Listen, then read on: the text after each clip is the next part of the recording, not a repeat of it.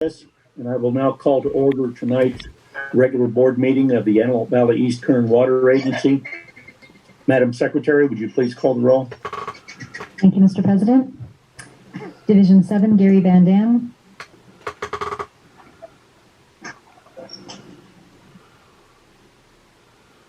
Gary. Here. Division 6, Audrey Miller. Here. Division 5, Robert Paris. Here. Division 4, George Lane. Division 1, Shelley Sourceable. Here. Division 3, Frank Donato. Here. Division 2, Keith Dias. Here. Assistant General Manager Matt Knutson for Dwayne Chisholm. Here. Attorney Mark Moon. Here.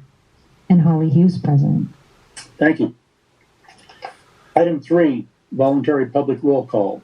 If any member of the public wishes to introduce themselves, please feel free to do so now. White Fence 3, Jack Cephas. Thank you. John Ukestad. Welcome. Hi, Keith. This is John Joyce reporting for the Roseman News. Thank you, John.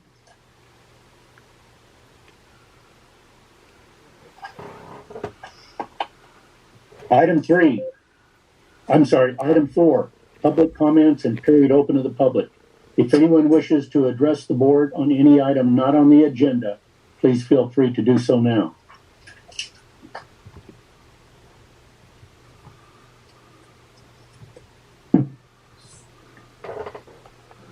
Hearing none, we'll move along to item 5. Do I have a motion to adopt tonight's agenda? Mr. President, this is Rob. I move we adopt the agenda. Thank you. This is Director Donato. I'll second that motion. Thank you. Roll call vote, please. Gary Van Dam. Yes. Audrey Miller. Robert Paris. Yes. George Lane. Yes. Shelley Sourceable. Yes.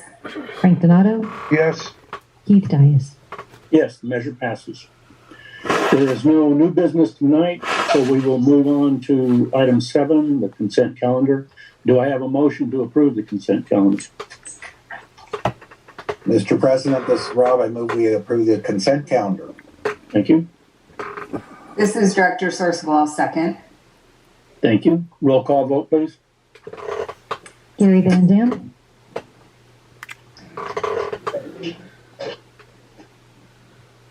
Yes. Audrey Miller. Yes. Robert Paris. Yes. George Lane. Yes. Shelley Sourceable. Yes. Frank Donato. Yes. Keith Dias. Yes, the measure passes. Thank you. Item 8A, Finance Committee. Director Donato, do you have a report? Yes, I do. Okay, so the first item is 8A1.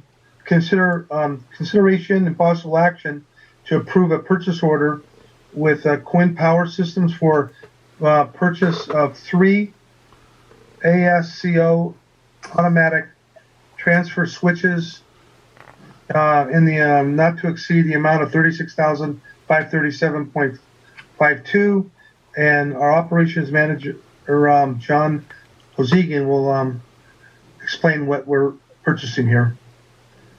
Thank you, Director Donato. Good evening, everybody.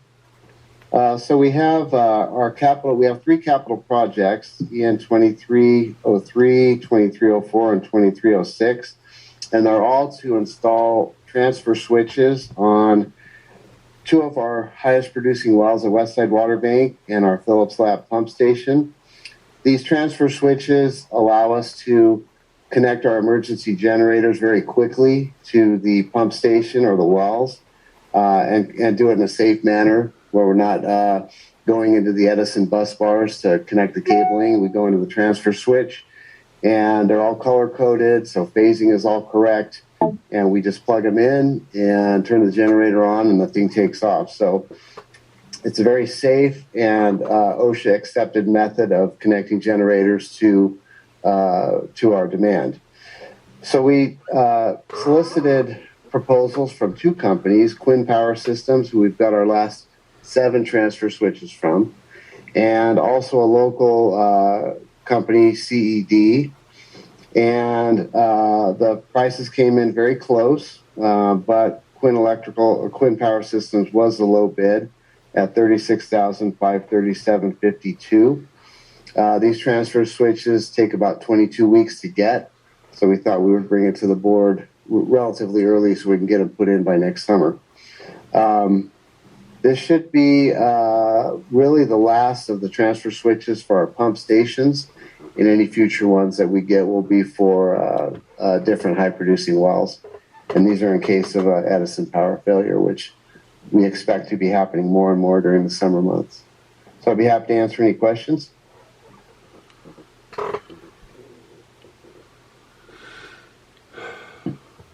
Any questions for John? Hearing none, do I have a motion to approve Board Order 8A1? Yeah, this is Director Donato. I make the motion we approve the item 8A1. Thank you. This is Director Sorsable. I'll second. Thank you. Any more questions or discussion? Roll call vote, please. Gary Van Dam,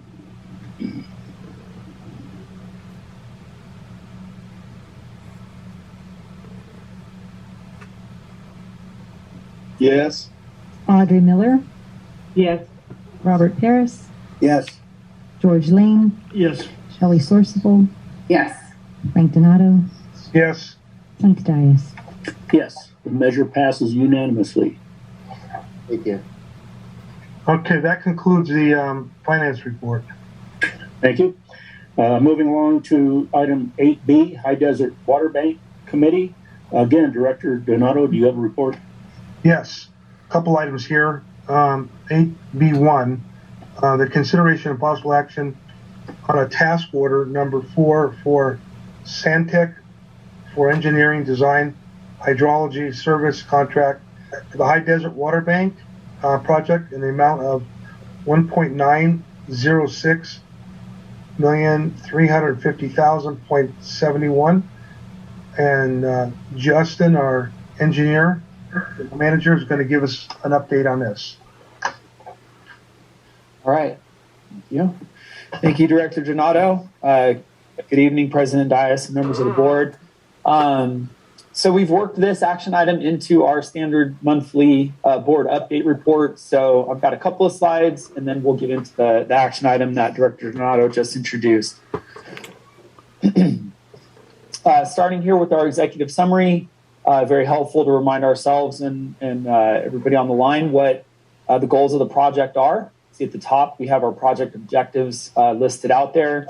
Recharge and recovery capacity at the High Desert Water Bank site of 70,000 acre feet per year, with an ultimate storage goal of 280,000 acre feet within the project site.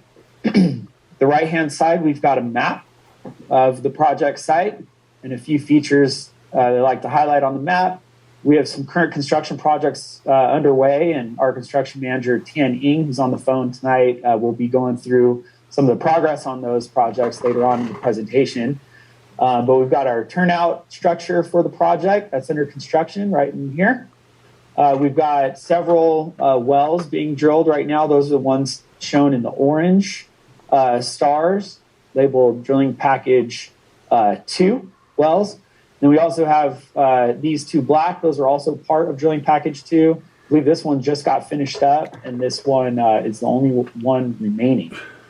We also have the area shaded in brown here of our environmental set-aside areas for mitigation, and then the items highlighted in pink, which are the Tone Ranch parcels. In the background, you can also see the design for the recharge basins. That work is currently underway as well to grade the basins, how you see here. And the blue lines are the recharge and recovery pipelines that will distribute the water from the turnout into the recharge basins to store that water once the project is operational.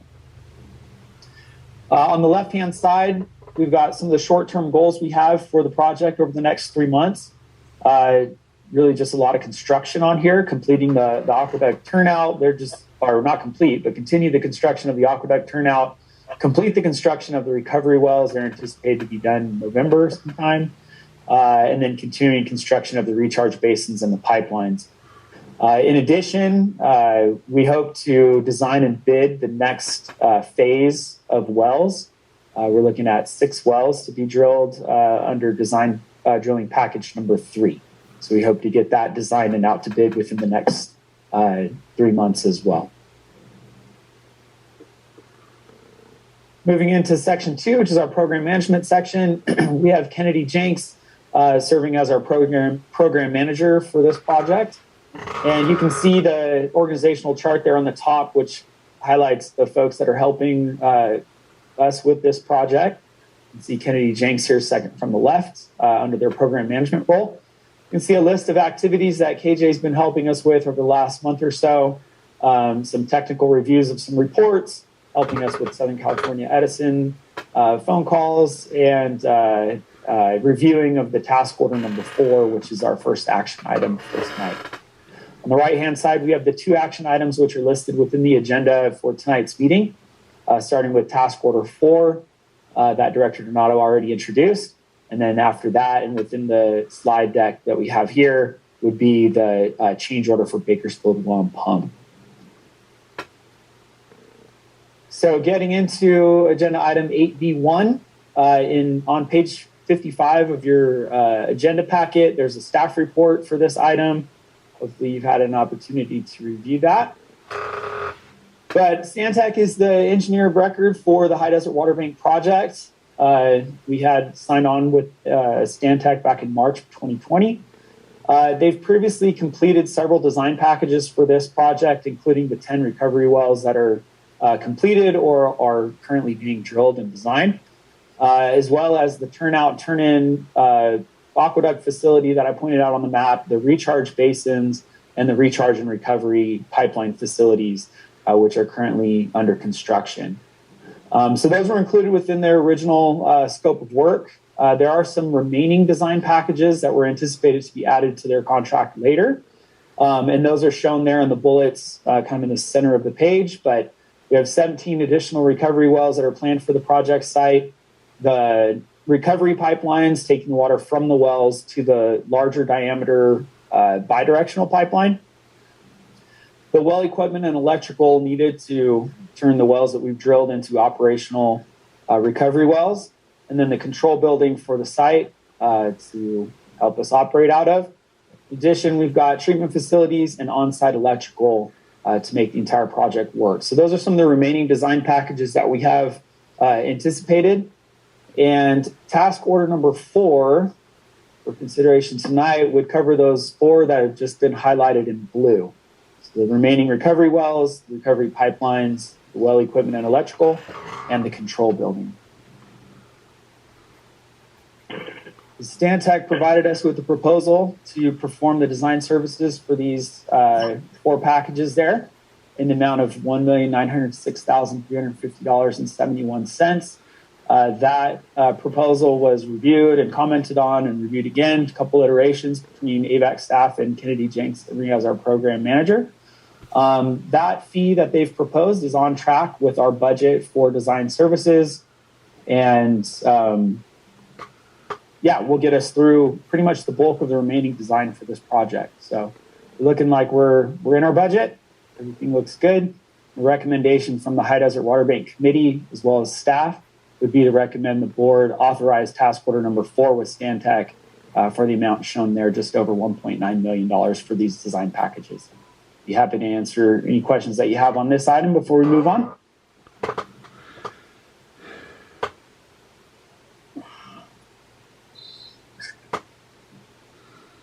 This is Director Donato. I'll make a motion on 8B1 that we approve the task 4 in front of us.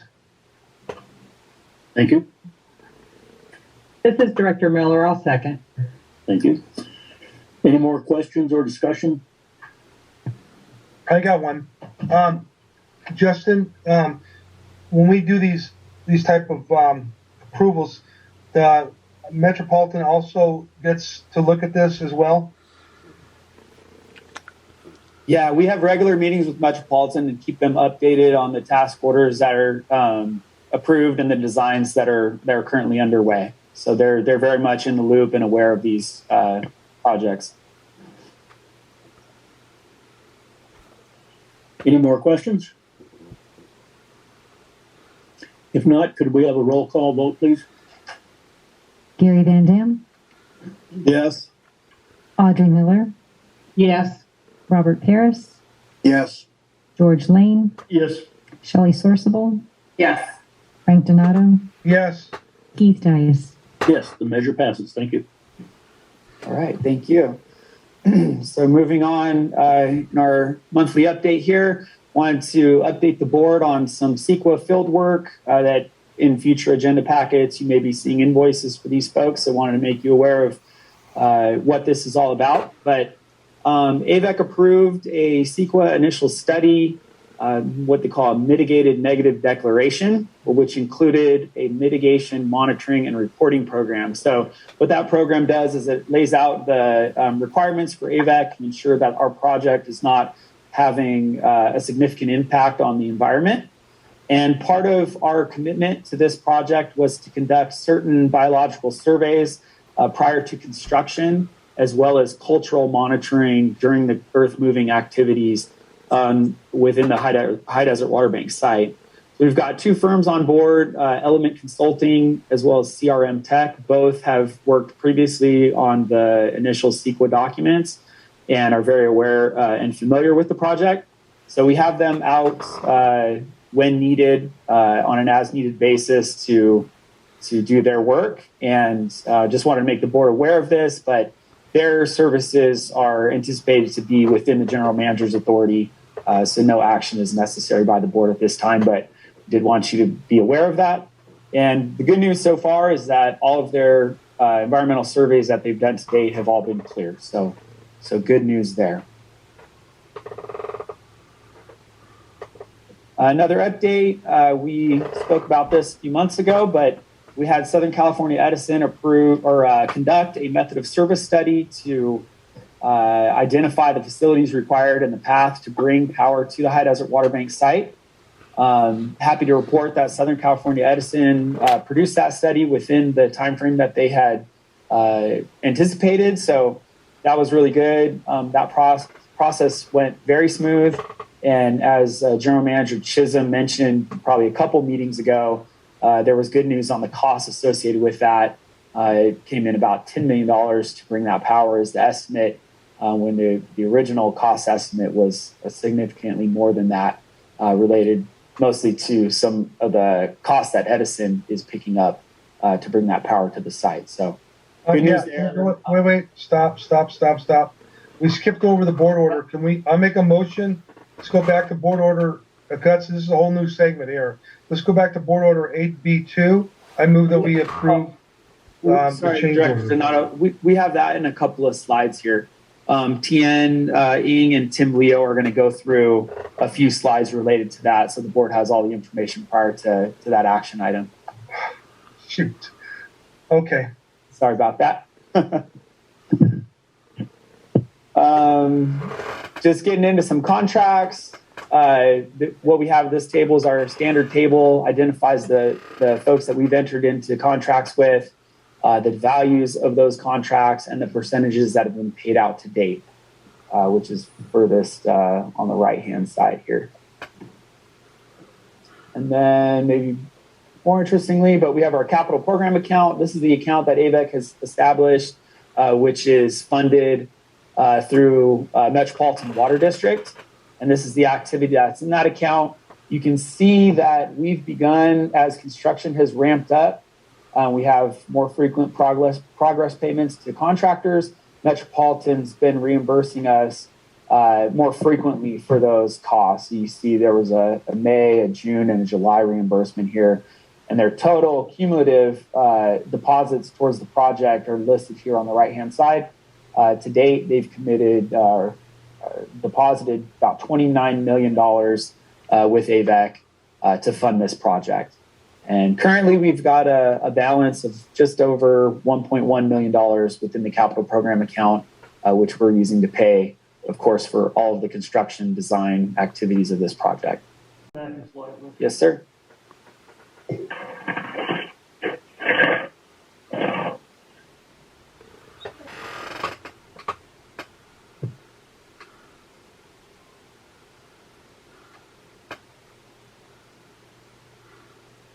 Just going to expand that. The first one, that's that 1,000,002. That's what's been spent At the very top here. Yeah. Those were the payments that were made in January of 2022, totaled out to that amount. So these are the payments that Avek has made to contractors or consultants on the project in these months that are shown. So this would be February's payments. And then we had a reimbursement from Metropolitan here. And then these are the payments that we made associated with the project costs, followed by another reimbursement from Metropolitan, and so on down the line. I have a question, Justin. What has that got to do with 8B2? Nothing. Yeah, that's what I was trying to say. You were out of order. I'm sorry to do this, but we should have taken action on 8B2 before you went into this next presentation. So, okay. Yeah, President, can you take control of the meeting, please? If you'd like, we can jump straight forward to that item, Director Donato, and then we can backtrack here. Why would you discuss it? I mean, everybody's already saw the presentation. We vote on the item that's in front of us, not 4 or 5 items, passed. It says change orders. Was these change orders involved with all that other stuff that we're looking at? No, that was. That's all. Okay, that's all I asked. Okay. It wasn't. All right. Take care of this first, and let's go on to the next presentation. Sounds good. Okay. What do you want to do, Keith? Let's go ahead and take care of the action item, and then let Justin continue with his presentation. Thank you. Okay, I vote on 8B2 to consider impossible action on the change orders for number 1 for not to exceed $236,175. Have we finished 8B1 yet, or are you still? 8B1 was already completed. Yeah, see, that's exactly what I'm talking about. We already forgot about why don't you go through the whole thing again? This is... Okay, do we have a second to the motion? I'll second it. Thank you. Thank you. Any questions or discussion? If there's a presentation to be made in regard to this item, I'd like to see it before we vote. They just made it. He just made it. That's what the problem is. That's why I'm upset, is because he should have stuck to this item first instead of jumping over it and going into another presentation. So let's start this one. I'm withdrawing my motion right now. Okay. Yeah. I want you to redo agenda item number 8. Sounds good. Yeah, and I apologize for the confusion. The way that we have our monthly report laid out, we had these kind of slotted in there at the times that we felt were appropriate. So we took care of item 8B1 back in these slides here. So we got to that point and we stopped. This was the end of 8B1 here, which we've already taken care of. Then I had a handful of updates regarding the project, which had nothing to do with item 8B1 or 8B2. It was just simply some update slides. So that had to do with the SQL work, the SCE update, and the contract. Whoa. Slow down here. Oh, wait. 8B1 had to do with something, the chart ahead. It was $1.9 million and $6. We voted on that. That was by itself. Yeah. Okay? Yeah, if I could make a recommendation, Director Donato. So the board, I think, heard the full presentation related to item 8B1. Confident that everybody heard that. We took a vote that passed 8B1. So at this point, let's move on to the presentation that's just associated with 8B2 regarding the change order. And then we'll follow that up with the normal updates on the project. Does that sound good? Yes, it does. Okay. So at this point, we're going to move on to item 8B2 and just talk about the 8B2 and the recommendation out of that. So go ahead, Justin. All right. Thank you, Matt. And again, I apologize for the confusion. So we have now item 8B2. There's a staff report for this item on page number 79 of your board packet. And we've got Kennedy Jenks Construction Manager Tian Ng, as well as a member of our hydrogeology team through Stantec, Tim Leo, on the line to discuss item 8B2. So Tian, if you don't mind, please take it away. Yes, hi. Can you hear me okay? Yes. Okay, thank you. Hi, good evening, presidents, directors, and teammates. The reason for this change order, or out in the field we call it a true-up, is this well construction package, it's bid out per unit quantity, such as the length of the casing, the length of the blank casing, slotted casing, and how deep the hole is. Because during design, you truly don't know what is the optimum of a well is until you dig down and get the proper information to do that. So tonight, with this change order, we have the design team, Tim Leo, is going to walk through from bid to construction and how do on each of this type of job, we at the end do a true up or a change order based on unit cost quantity with the contractor. Tim? Thank you, Tian, and good evening, directors. As Tian said, we run this process from a bid process through actual design of the wells, and so this graphic here tries to outline that process. Can I just text her this confidentiality, you think? I just texted it to you. Okay. So is Michelle gonna come back with a number? She came back with a number. Sorry, I'm hearing like another meeting or something. Yeah, hang tight, Tim. We're working on getting some folks muted here. Okay, great.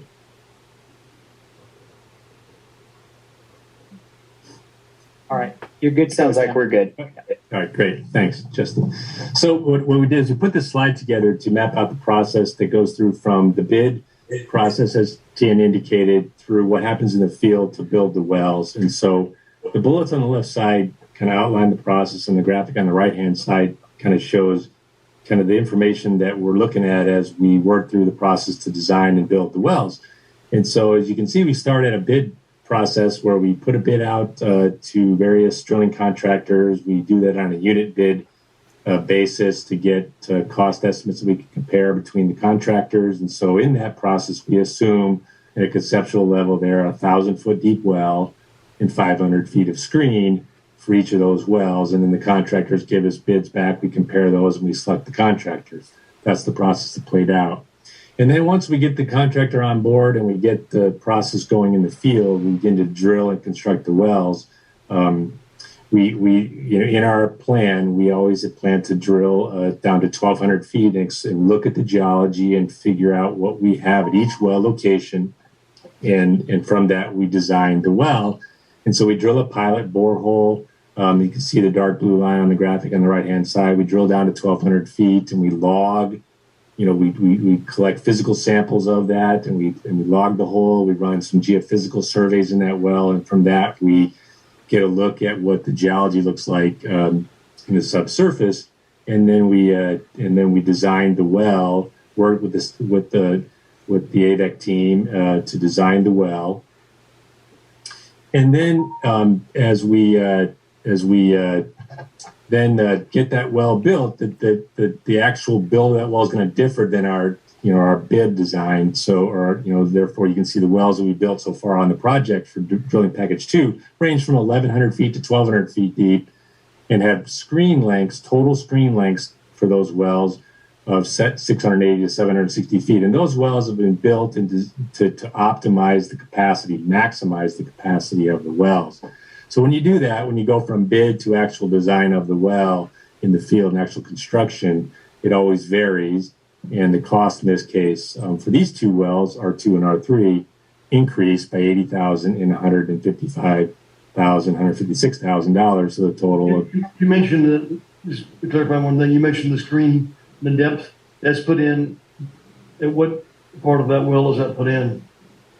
The screen typically, we position the screens on these wells, typically about, I don't know, maybe 100 feet or so, sometimes a little less, below the water table where we encounter the water table. And then the screen of the well typically goes down to near the bottom of the well. And then typically there's a blank section in the middle of the screen that allows us to put the pump, that's what we call our pump chamber. So typically the wells have a big section of screen above that pump chamber and then another large section of screen below that pump chamber. That's how we've been building these wells. And when you the louvered casing of the wells are the most costly component of the well. And so when you increase the amount of screen, sorry, Tim. Yeah, no problem. So when you increase the amount of screen, the louvered casing of the well material, that's the most expensive part of the casing. That's what drives the cost up primarily. So the additional screen above 500 feet are usually the biggest cost driver. But again, the more screen we put in the well is based on looking at the geology and figuring out that more screen is going to make for a higher capacity well, which is what we need on this project to meet the requirements that of 70,000 acre feet per year. So basically, the cost the increases we show here are, as Tian said, a true up between what the bid doc said and what the actual well construction looked like. You could have a case where the actual cost of the well will be less than what the conceptual bid looked like. But in this case, these two wells, the cost ended up being more than the bid. So that's the process we use to go from bid through design to the actual construction of the well. And hopefully that helps support consideration of this true up or change order. Happy to answer any questions. I would appreciate it if you get one that costs less. Let the board know, please. This is Director Van Dam. So the water table is about 200 feet out there right now? No, the water table typically is anywhere from 270 feet to 300 feet, depending where the well is on the property. Okay, so then you're about 370 feet where you start the perforations is what you're calling the screens? The perforations typically start. Some of the wells are a little shallower than that. If the water table is a bit shallower, but typically we're starting the screen portion of the well below the water table, 50 to 100 feet. Okay. All right, and then at the very bottom of the hole, so we're talking about going 1,200 feet deep. It's usually not down to the bottom, correct? Isn't it 50 feet from the bottom of the hole? Typically, we have kind of a sump at the bottom of the wells in our designs. That's I think typically 10 or 20 feet, depending on the situation. So the screen goes down to within 10 or 20 feet of the bottom of the well, typically. Okay. Now, do you put casing all the way down to the bottom, or do you drill it a little bit lower and then just have that set aside there in case you need it later on? You can bail that out, or don't you? No. We drill down to 1,200, do our logging, and then that part below where we actually design is backfilled, so we can't access in the future now. Okay. Thank you. And I will understand that. Did you say, does the casing go to the bottom of the well? The casing goes to the bottom of where we design it to. So, for example, we oftentimes we'll drill to 1,200 feet, and we'll look at what the entire log of the well, both a physical log of the well materials, the cuttings that we pulled out, and then the geophysical log. And if we see productive aquifer material down to 1,200 feet, we often will screen that deep. We may see conditions that say, well, let's only screen the well to 1,100 feet. And that's where we would design and construct to. So but we want to see below that total depth to make sure that, because the deeper we go, we have seen in many of these wells, we have seen, conductive aquifer material down at depth between 800 to 900 feet and total depth 1,100 to 1,150 feet. So you said quite a few things here. So you may not go clear to the bottom of the well.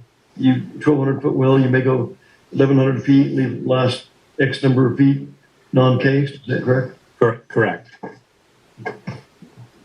And that bottom 100 feet will be backfilled, so it's not part of the well anymore. It's just backfilled, and we then the bottom of the well is at 1,100. Let's say. I see. What level are the bowls sitting at then? About 800 feet?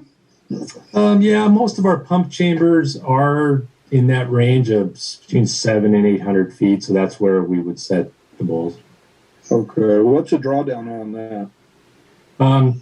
Depends. Some of the wells are better than others. So the drawdown and when the well operates by itself, without any wells around it, drawdown on these wells, could be a couple hundred feet depending on how productive the well is. Right. And there's going to be a total of 26 wells in this well field, basically? So yeah, 26, 27 wells, yeah, maybe. Yeah. Okay. So we'll probably have more drawdown than that with all that water pulling from well to well. You bet. Yeah. Okay. Yeah. Thank you. Yeah.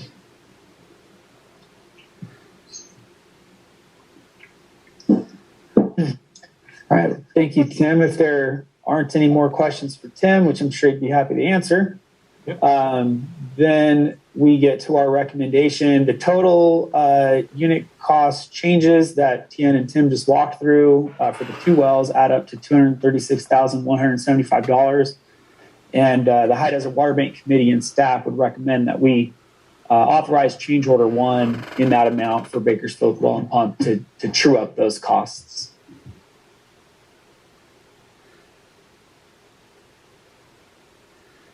Do we have a motion?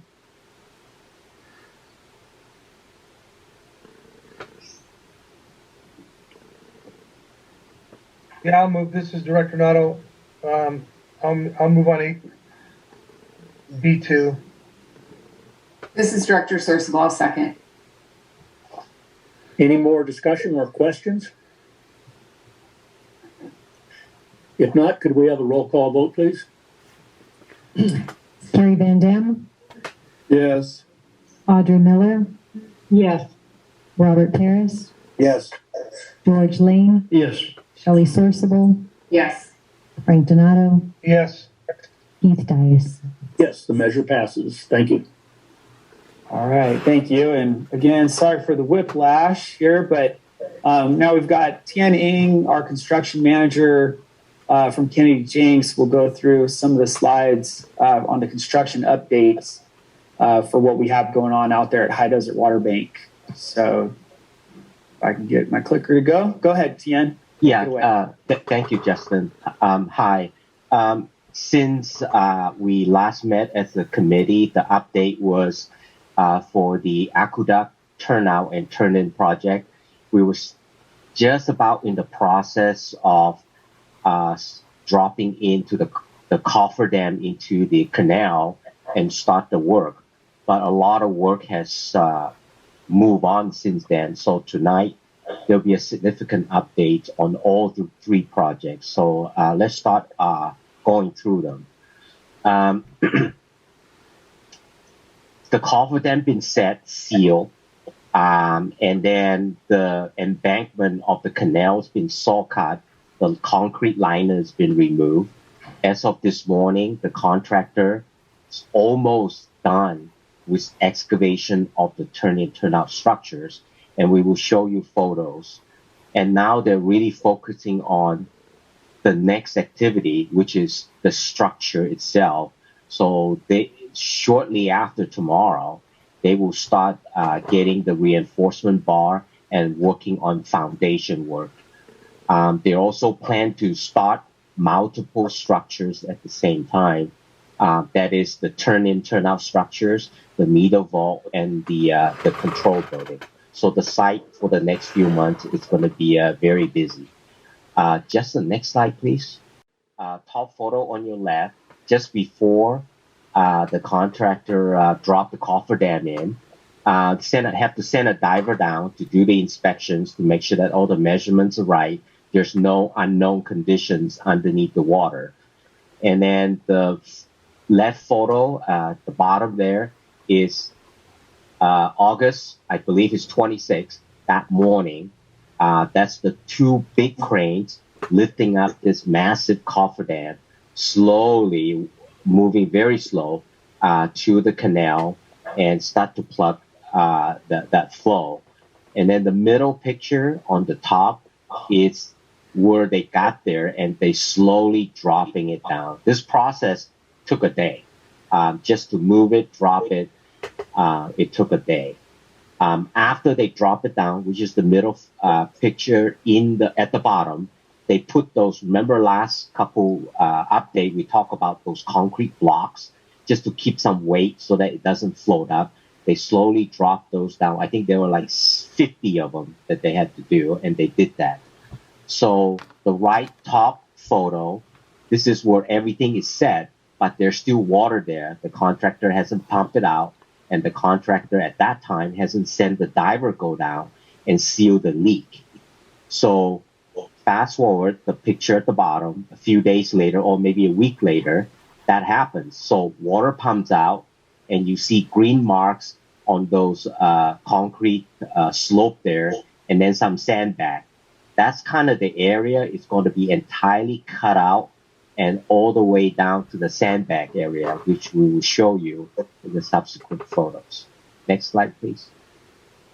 And here's a bigger pictures of the cofferdam just to show, how massive it is. And lifting it up and move it, it takes quite an effort. Next slide. Here it is. This is what I mean by cutout. So if you see the photo on your left, if you look at the left side, you can see there's still kind of embankment facing the cofferdam, but the rest of them has been removed and then work it down to the subgrade for the aqueduct intake structures. And the photo on your right, it's just that the contractor working it from the canal area all the way back to this area. So that portion of the structures is almost ready for foundation work. So I said a lot for this update here. I wanted to stop to answer any questions before I move on to the next project. What percentage of the aqueduct does this impede this cofferdam? You're talking about from, let's say, the width. I would probably say, actually, didn't go out and measure them, directors. I would probably say just eyeball it, maybe like 30%. Yeah.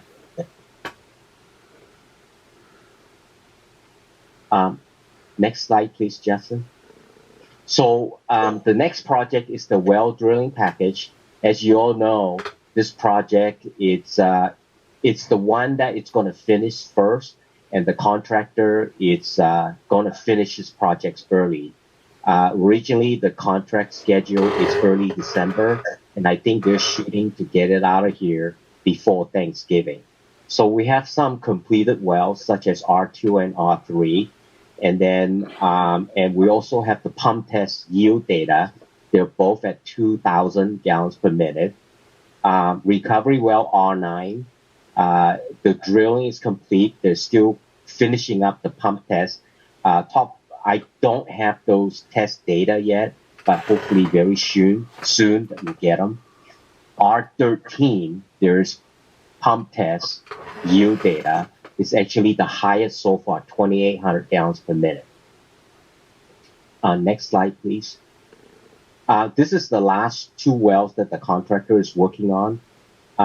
They're working on the well design right now. So they dug down to 1,200 feet, and they're working with Tim's group, working on the well design. And then R11 is still ongoing, but they'll be get down to the 1,200 feet very soon. So any questions? Do you have a map that would show where those recovery wells are? Yeah, there's a map, Justin, at the beginning. I don't, yeah. Because that R2 and R3, and then the R3, which is the one that you said had 2,800. It was, let me see. I think it's R1310 up in the corner. Yeah, R13. Up here, that one has the highest yield so far. Okay, and then where's R2 and R3? R2 and R3 at the lower, the 2 yellow. Right. Oh, there. And then, yeah. And then the other one further to the right. Yeah. Oh, that's really interesting. Yeah. Thank you. Okay. So one more project. Thank you. Which is the stage 1 and stage 2 recharge system. And this project has the longest durations, 2 years. There's contractors on site working. And so far they have done basin 3 and 4, which is under the stage 1 completions. And they also removed the farmhouse. That happens on September 1st. Currently, their work selected a southeast corner of the stage 1 area, which I will show you. They're working on those berms. First, they have to excavate them, and they have to exit to create a key trench, and then have the geotech on site to inspect them, make sure that everything is per what we're expecting before they backfill and slowly build that up.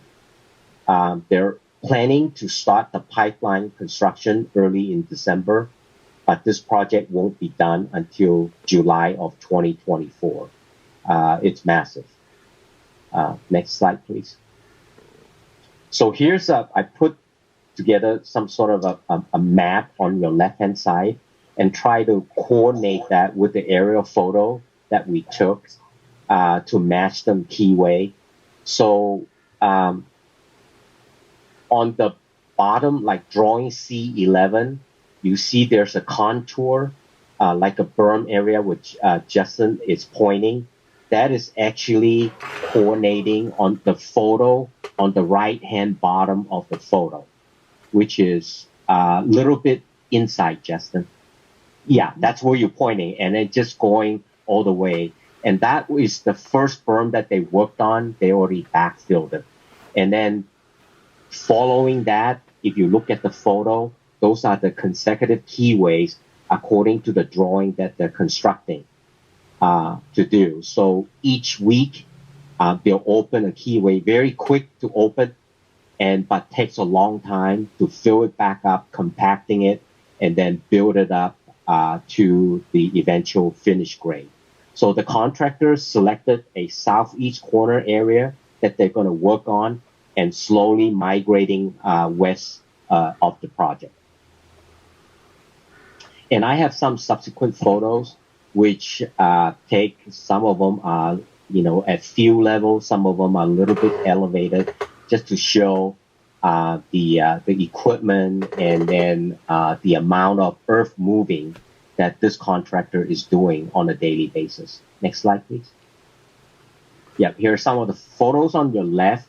It's a typical daily. They have 2 crews, and one crew have one set of those equipment, roller, compactor, and so forth, working on it. And then we took some elevated shot just to show you how the contractor make passes, compactions, soil moisture content control and so forth. And what you don't see here is there's a full-time soil testing company on site working for them.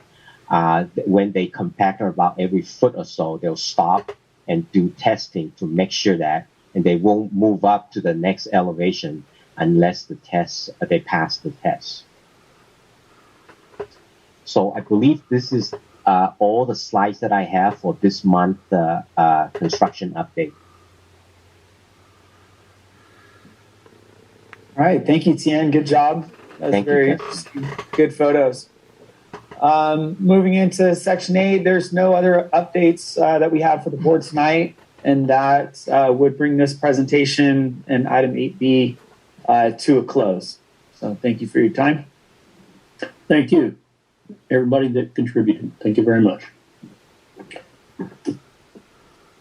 Item 8C, Public Information Committee. Director Lane, is there anything to report at this time? Yeah, thank you, Mr. President.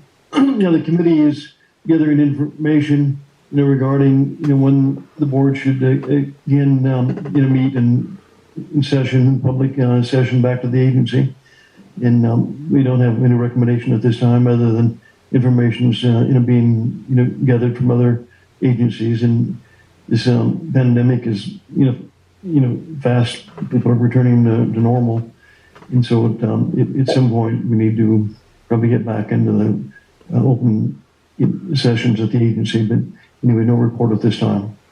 Okay, thank you very much. Item 8D, Watermaster Committee. Director Paris, do you have a report? I'll have Matt give the report, please. All right. Thank you, Director Paris. Good evening, members of the board. The Watermaster Committee of AVAC met last Friday, made up of Directors Paris, Lane, and Donato. And we went through the Watermaster agenda for their board meeting that's scheduled for tomorrow at 10 a.m. And I'll quickly go through what's on the agenda tomorrow. A copy of said agenda is on page 84 of your board packet. But there is one small new production application being considered tomorrow for a single-family residence. There's also a transfer between two Exhibit 4 production right holders between Sahara Nursery to RTS Orchard. It's a small amount. I think it's less than 100 acre feet being transferred between those parties. And then the big item that will be discussed, probably take up most of the time tomorrow, is to approve the consulting services agreement and scope of work between the Watermaster and the Hallmark Group, which, as you know, at the last Watermaster board meeting, the board came to a consensus and made a recommendation to enter into an agreement with, or negotiate an agreement with Hallmark Group. They're out of Bakersfield area, and they would be serving as the new administrator for the Watermaster. So the staff and the legal counsel worked with Hallmark Group on developing a professional services agreement and developing the scope of work for 1 calendar year beginning in January of 2023 in the not to exceed amount of $165,000 for their services throughout the year. We went through that with the committee. The AVAC committee is making one recommendation for Director Paris to pass on at tomorrow's Watermaster meeting regarding the scope of work and fee. And that has to do with mileage and the time associated with traveling from Bakersfield to the Antelope Valley. And also they have another individual, they'll be traveling from Ventura to the Antelope Valley. So currently the way the agreement is written is they would charge 100% of the hourly rate for those employees to travel. But our committee made a recommendation to Director Paris to only have them charge 50% of their hourly rate associated with traveling. So that was the biggest recommendation that came out of the committee meeting. Also, on the agenda tomorrow, if the Water Master Board approves the consulting services agreement, there would be a small amendment in the amount of $20,000 to allow for some overlap for the last 3 months of this year, where Hallmark can shadow the current administration staff and start that transition at ASAP. So those are that's kind of a recap of what's on the agenda tomorrow, unless the committee members or Chair Paris has anything to add to that. Director Lane, I might add, as far as the travel rate, and that's something, Rob is very familiar with, probably much more so than we are. And he agreed with that and talked about that's not uncommon to do negotiated rate for the travel. Is that correct, Rob? Yeah, that is, George, and thank you for that. And Matt, thank you for your report. All right. Hey, Matt, real quick, the fees aren't going to go up down now. That 165, that's with the fees set at what they are, or can they raise their fees and then go above that 165,000? So that's good comment, Gary. So they have set hourly rates for each of their employees within Hallmark. So those are established by that firm. Based on those hourly rates and the hours that we've estimated for the scope of work of what tasks they're going to be working on throughout the year, and it's broken down by month. So, they recognize that there's going to be some months that they spend a little bit more time and some months a little less. But the way the contract's written, they cannot exceed the 165,000 for the year. Even if they were to increase their rates internally and pay their employees more, they cannot charge Watermaster more than 165,000. Right, but what I was getting at is the fees to the drilling a new well, a replacement well, or for a residential. They're not going to raise those fees, correct? So that's another good question. So as you know, with the Watermaster, there's application fees that are charged to parties that either apply for a new production, a new well drilling application, etc. So those fees are currently fixed by the Watermaster. And so they're a flat fee that gets charged or collected by the Watermaster. And then some of that gets passed through to the Watermaster engineer, and some of it gets passed through to the Watermaster administrator. And this, from this point going forward, that a small portion will go to the Hallmark Group for their time associated with the applications. So I've asked them to look at the current fee schedule for those applications and see if they're going to be able to complete that task within the current fee structure. So we're going to be talking about that in the coming months. Okay, and then the $5 assessment per acre foot to the right holder, that's going to stay the same also? Yeah, currently there's been no discussion about increasing the administrative assessment. So right now that is fixed at $5 per acre foot. Okay, can they move that at any time, or is that just a one time a year on the agenda and then voted on? On the assessment? Yes. So the assessments has to be approved by the board at a 5-0 vote. If I recall, in the judgment, there could be no adjustment to that assessment during the until after the ramp down period. So the first year that they could even entertain it is going to be in 2023. But it would have to come before the board and the advisory committee before it's implemented. Okay, but at any time, if they felt like they weren't making enough money to pay their employees, they could raise those fees. Yeah, so well, they would have to have a special meeting agenda and approve that. So, okay, yeah, thank you, Matt. You're welcome. And just to be clear, the Hallmark Group cannot change those rates. That has to come from the board. Yeah, Mr. President, I had a question from Matt, Director Lane. Certainly. Yeah, Matt, just some clarification. You'd mentioned, if I understood it, right, they could raise their rates if they were in that 165, thousand. And we had a little discussion regarding the 165, thousand. That's supposed to be the maximum rate, and it's supposed to be, I think it's supposed to be based upon their hourly rates, for this year. So if they were to raise their hourly, rates, then we wouldn't be getting what we bid for. Maybe they're spending less hours but a higher rate and spending 165, thousand. That does not seem like that would be correct. Contract, so it seemed like it should be whatever the rate is, and they get a maximum of 165,000. And if they wasn't under that agreement, they could raise their rates and spend it, or raise the rates and spend 165,000. If they would have, versus if they'd have kept those rates how they bid, it might be less than 165,000. Yeah, but it's not 165,000 flat. It's a maximum.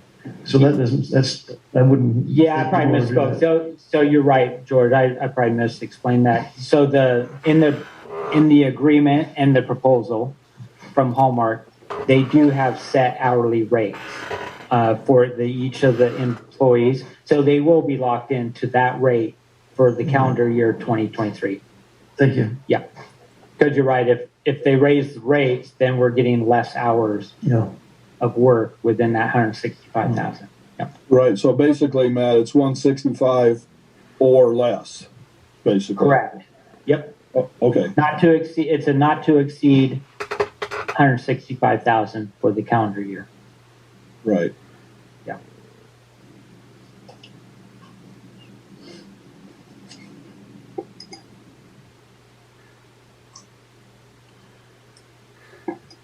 And that's all I have to report this evening on the Water Master update.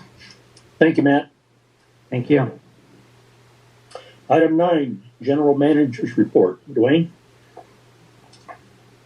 So Mr. Chisholm's on vacation this week. So yeah, that's okay. I'll take this update. So before we get into the normal GM report, we did have a State Water Project Committee about a week ago. And one of the things that recently came out, was published by the Department of Water Resources, is the latest, what they call a Delivery Capability Report. And this is the 2021 final Delivery Capability Report. And it's used to update the estimated current and future conditions of the State Water Project. You probably recall, over the years, we all assume a certain reliability factor or percentage of the long-term average for the State Water Project. And that number that's been floated around for years has been 60%. So what this capability report does is it uses a CalSim 3 model, which was a model recently updated by the Department of Water Resources and the Bureau of Reclamation. CalSim 3 updates the CalSim 2 model, which has been used since 2002 to do the same thing for the State Water Project and the Central Valley Project. So the new improved model is used for long-term water resource planning, and it allows for studying key conditions in state water projects or that impact state water project reliability, such as climate change, infrastructure impacts, and regulatory requirements. So long-term average of water deliveries based on this report is being reduced from 60% to 56% of each state water contractor's Table A amounts. The report also projects by year 2040, they anticipate another 9% reduction in long-term reliability of the state water project. And that 9% reduction would equate to about 210,000 acre feet per year amongst all the state water contractors. And it also mentions there's further uncertainty regarding future conditions. So this graph shows what the long-term liability has done. Goes back to 2003. We were about 77%. And as mentioned, currently we're at 56%, down from about 60% in 2009. Also shows through the year 2040 that estimated or projected additional 9% reduction in the long-term average. So not good news for long-term water supply planning. The good news is that AVAC's recent urban water management plan that we updated a couple years ago, which is a 5-year look ahead, it took into account these same projections that you see on the screen here. So there's no action at this time needed to update the agency's urban water management plan. I have a question on that last slide. So, will the reduction of what our average deliveries are going to be, does that mean they're going to discount the state water project cost as well? Yeah, we all wish, but we know that's probably not going to happen. The second question I have, with the reductions, what with the Colorado River down at its lowest point, and I don't know, decades, were they going to make up the water? Yeah, all the big imported water suppliers, that's why there's been so much emphasis on banking. Obviously, banking doesn't create new water supply, but it does provide some improved reliability that when water is available, there's a place to bank it and recover it during dry periods. As mentioned, that doesn't bring new supplies. So, you hear a lot of talk of Metropolitan and other large agencies really looking at desal and recycle water projects within their service area to look for new supplies. Well, that helps us out. But Met is also the biggest user of the Colorado River, and their percentages are going to go down. They are going down, and you got Nevada, you got Arizona, and I don't think they can bank water in those places. So that means that the strain is going to be on the California aqueduct. Basically, what it's going to come down to. Yep. Yeah, it's not good news for long-term water supply planning, for sure. No. But thank God we started this program for 3-charge that we're doing right now, because we're just happen to be in a perfect location to take advantage of the hydraulics and the storage space that we have here. Yep, for sure. And the West Side Water Bank has really saved our bacon last few years during the drought. If you could only imagine locally, if we didn't have the West Side Water Bank and the water that we did bank back in 2017 during that high allocation year, we'd really be hurting. Large scale. Yeah. Hopefully we'll see more. Any other questions on the reliability report before we get into some other updates? Yeah, Director Miller, Matt, does this take into account the new volunteer agreement conversation? Or is this just okay? Yeah, it does. And it takes in all the latest biological opinions and operational strategies of the State Water Project and the Central Valley Project.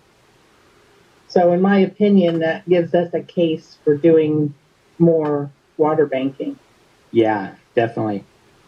Thank you. Yep. All right. So we've all seen this chart. This covers the water year of October 1st through the end of September. So we're just finishing up water year 2022. And you can see for September, we had some good news. You recall those storms in the Sierras last couple weeks. Average for September is is about half an inch, and we saw 1.6 inches of precipitation within the Northern Sierra 8 Station Index region. So that's good news. Some agency updates. The groundwater recovery, primarily at the Westside Water Bank, is currently at 60% capacity, meaning we have 40% capacity available in our wells if needed. If demands were to peak again, we got excess capacity available currently. Operations is starting to plan their winter maintenance at the various treatment plant facilities. That typically takes place beginning in December, January timeframe. So there's a lot of planning that goes along with that. We're happy to welcome a new operator position and individual to the agency. His name is Richard, and he comes from a local agency with, he worked with Little Rock Creek Irrigation District. So he is going to be one of our new operators at the Roseman Water Treatment Plant facility. So seems like a really good guy. And then we had an electric motor go out at the Westside Water Bank on well number EW23. Our operations staff removed that motor and deliver it to a shop that it's being repaired. We anticipate that being back into service in mid-October. Here's a snapshot of our operations as far as flows from the different facilities. On the far right is our 7-day average flow, which is very consistent with the current daily flow. You can see Quartzville Water Treatment Plant is only flowing about 9 MGD. If you look back a couple years at this time, or even last year, it was probably up around 15, 16 MGD. So the demand reduction or conservation that we're seeing from our retail agencies, we're seeing in our daily production numbers. So the totals for all treatment plant facilities and the intertie with Palmdale for the Acton service area is about 16.3 MGD or 1 million gallons per day.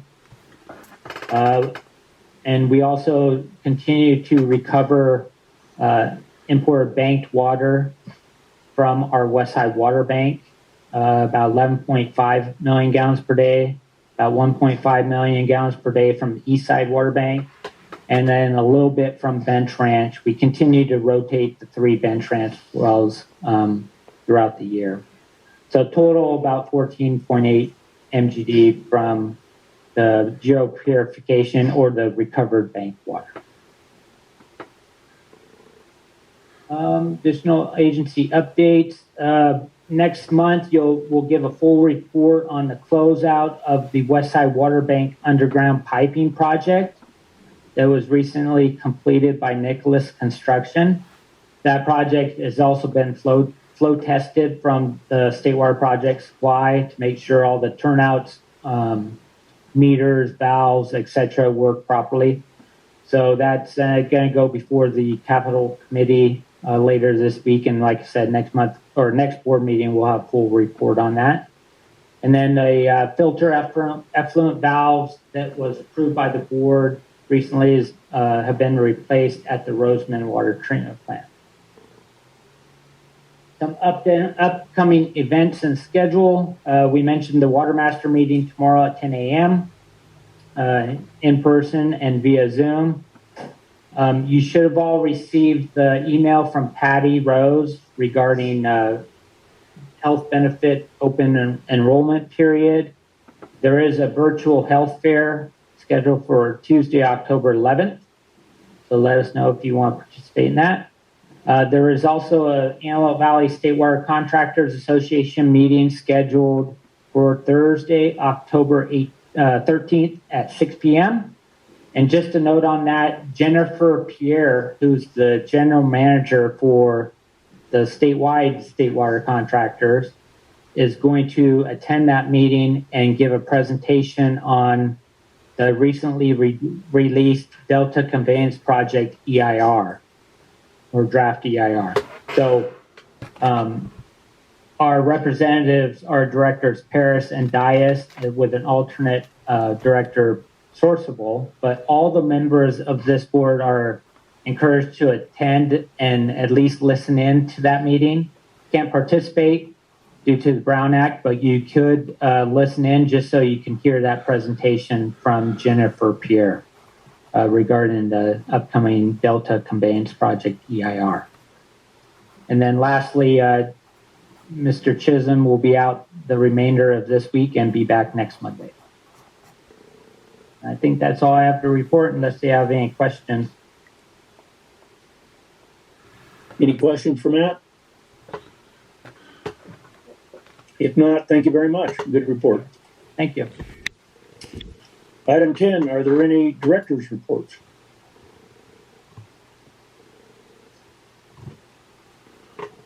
Item 11, Jim, is there an attorney's report?